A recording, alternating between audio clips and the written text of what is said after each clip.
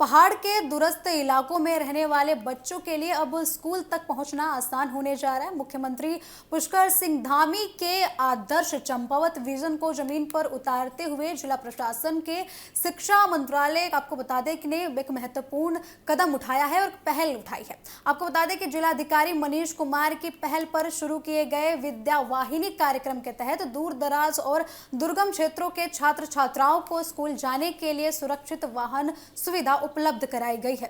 खनन न्यास निधि यानी कि डीएमएफ से संचालित इस कार्यक्रम का उद्देश्य उन बच्चों को शिक्षा से जोड़कर रखना है जो अब तक लंबी दूरी और कठिन पहाड़ी रास्तों के कारण नियमित रूप से स्कूल नहीं पहुंच पाते थे।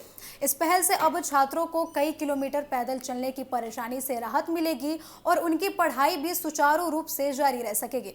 कार्यक्रम के तहत जिले के अलग अलग क्षेत्रों से स्कूल वाहनों को रवाना किया गया। विकासखंड चंपावत के सली साइली क्षेत्र से जीआईसी धौन जाने वाली करीब 40 से 45 विद्यार्थियों के लिए बस सेवा शुरू कर दी गई। इस वाहन को आपको बता दें कि दर्जा राज्य मंत्री श्याम नारायण पांडे ने हरी झंडी दिखाकर रवाना किया। वहीं बिरगुल और गोली क्षेत्र के विद्यार्थियों के लिए जीआईसी भिंगराडा तक पहुंचाने के लिए 2 वाहनों की सुविधा शुरू की गई है। इन वाहनों को दर्जा राज्य मंत्री मुकेश महाराणा के ने रवाना किया है और इसी तरीके से लोहा घाट विकास खंड के डुंगारा लेटी और जमसौर क्षेत्र में जीआईसी मंडलक के 2 वाहन उपलब्ध कराए गए हैं।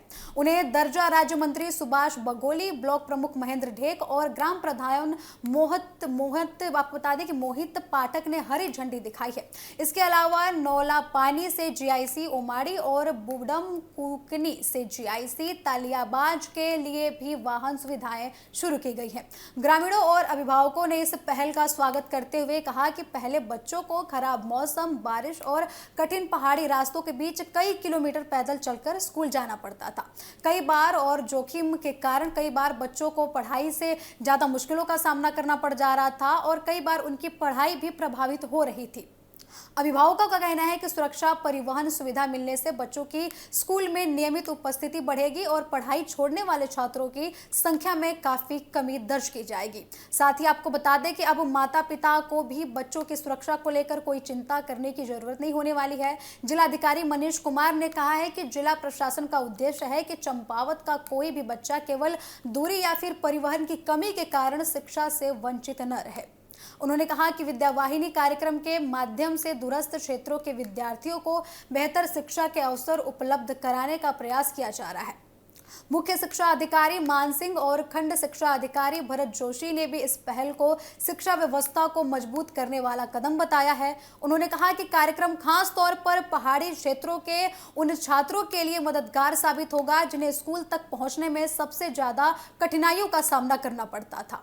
विद्यार्थियों, अभिभावकों और ग्रामीण ने आपको बता दें कि मुख्यमंत्री पुष्कर सिंह धामी और जिला प्रशासन का आभार जताते हुए कहा कि विद्या वाहिनी कार्यक्रम चंपावत के शिक्षा क्षेत्र में एक नई उम्मीद लेकर आया है। ये पहल न सिर्फ बच्चों की राह आसान करेगी बल्कि दूरस्थ क्षेत्रों में शिक्षा की पहुंच को और भी ज्यादा मजबूत बनाएगी।